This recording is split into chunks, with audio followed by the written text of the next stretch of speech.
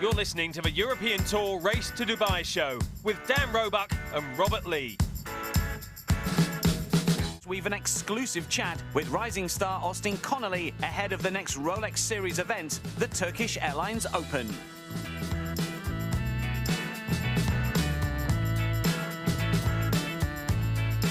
I'm Dan Roebuck, and I'm pleased to say I'm joined by two-time European Tour winner Robert Lee. Rob, how are you? Just the twice. It felt like more, Dan. It felt like more. Well, I always think that you deserve more. Yeah, I did. There's no doubt about that. And you got yourself in a position to win more. I think the swathe of opinion that will come across the airways between now and next week will actually confirm that. Well, another man hoping to have a strong showing this week is rising star on the European Tour, Austin Connelly, who I'm delighted to say joins us now. Austin, you're already in Turkey. Can you give our listeners some insight as to what the course is like? Oh, absolutely. You know, this week is really spectacular. It's probably one of my favorite layouts so far that I've played this year. It's there's some pretty tight fairways, some very unique sight lines. They did a great job with trimming back trees and just making the golf course aesthetically look incredible.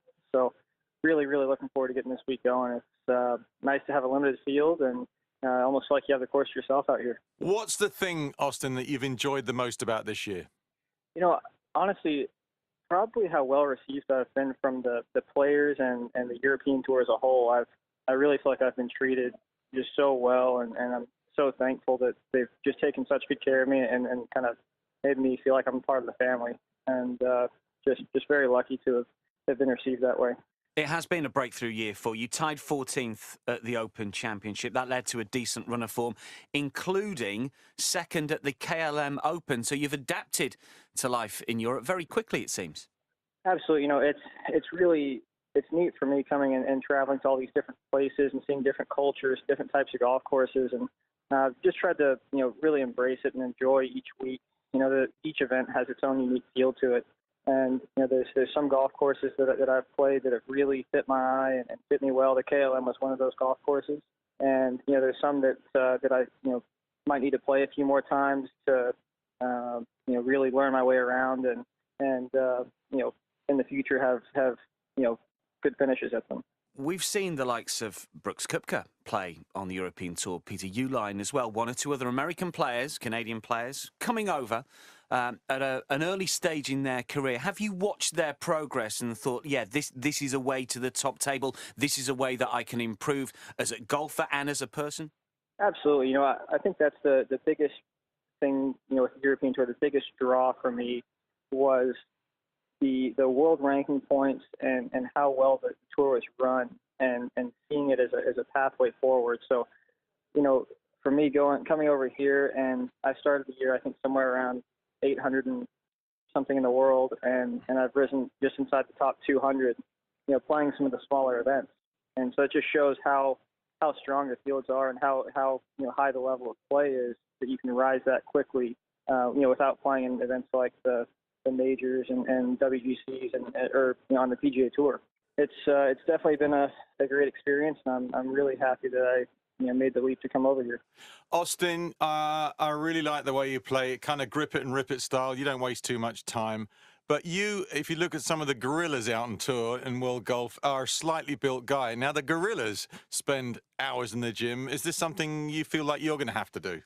Honestly, no. I've kind of geared my game more around, you know, accuracy and, you know, obviously with my slight stature, I'm never going to be one of those big guys that just go out there and bomb and gouge it. So, you know, I went through a period of time when I first turned pro where I was working out really hard and I was trying to you know, look for a little bit of that extra distance. And, you know, I might have seen a little, you know, a couple yards here or there, but I was really busting my butt in the gym trying to just reach for it. And the only thing that I really noticed a difference was how my body felt. And, you know, I started having little injuries, like my left wrist started hurting and my shoulder started hurting and my lower back started catching, you know, sometimes at the top of my backswing. Just things that I wasn't really happy with. So I've gone into more of a body preservation mode where I'm just trying to make sure that I'm moving well and I feel good and I can go into each event and feel like I'm well rested. You know, I don't hit a whole lot of golf balls on the range throughout the week. A lot of guys kind of come and really work hard week in, week out here. And I really am trying to manage my time as well as I can, and just kind of, figure out what works best for me. Tell us about your relationship with Cameron McCormick and, of course, Jordan Spieth, Austin. Yeah, Cameron has been unbelievable to me. He really is a lot of the reason why I am where I am today. The way that Cameron teaches is he really turns you into the best player that you can be. I mean, he looks at the golf ball and basically teaches you why the golf ball does what it does. And then you learn your golf swing around that and figure out what makes the ball do what. And he almost makes it so that you can just self-diagnose yourself on the course. And then when he's there, he really helps me fine-tune, sharpen my skills, every time I get to see him. So very, very thankful to have him as a coach and as a mentor to me. And Jordan's an unbelievable person. I've been fortunate to get to spend quite a bit of time with him, and I've watched him rise, obviously, to number one in the world and now a three-time major champion. And it's definitely inspired me to see what he's done at such a young age and how he's carried himself, and the fan base he's built around him is really something I admire. Austin, you're really annoying because you're making far too much sense and talking so beautifully about the world of golf and your swing, and it all makes perfect sense. Really well spoken. Well done. My last question is, honestly, I mean that. My last question is, for you, it's probably hard to say for you growing up. You're still growing up, but for you, who was the person that inspired you? Obviously, I think we all live in this era right now, and you're seeing a lot of this very high-level golf being played by a lot of young guys, and it was really due to Tiger Woods. I mean, the way that he just burst onto the scene and captured so many people's attention. He's done so much to the game, and the way he raised the purses and just raised golf's profile as a whole. I think I would have to say Tiger, because he's been such an empowering force, within the game. And finally, from me, obviously you're teeing up in Turkey this week. It's a big event, lots of money available, very good field, some terrific players that you're up against. Are you feeling good? How do you think that you will fare in Turkey this week? I feel really good about it. I'm going to come out this week, and I'm just going to do my best. I'm going to figure out, my strategy, my game plan going into the week with different wind directions and whatnot, and give myself as many birdie opportunities as possible, and limit the mistakes. My goal this week, honestly, is just go around and make as few mistakes as possible. And I feel like if I do that in a limited field, I'm going to make enough birdies, where I can have a good finish as long as mistakes are kept to a minimum. Well, we will watch with interest. We've really enjoyed watching you over the course of the summer in Europe, and we wish you all the best for the future. Austin, thanks for coming on the show. Thanks, Austin. Great stuff, mate. Keep it going. Thanks a lot, guys. Really appreciate it.